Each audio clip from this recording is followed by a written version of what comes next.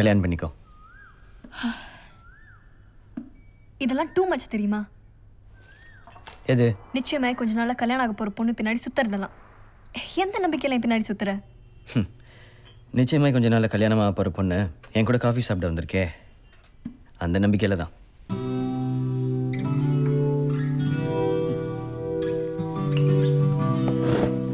ஓய், நான் என்ன பேசி முடிக்கவே இல்லையே.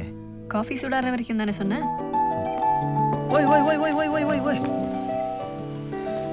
எனக்கு இன்னும் பதில் சொல்லவே இல்லையே. இதோட முடிச்சுக்கலாம். அழகான பொண்ணுங்களா முடிச்சுக்கலான்னு சொல்லாதீங்க, இப்படி பிடிச்சிக்கலான்னு சொல்லுங்க.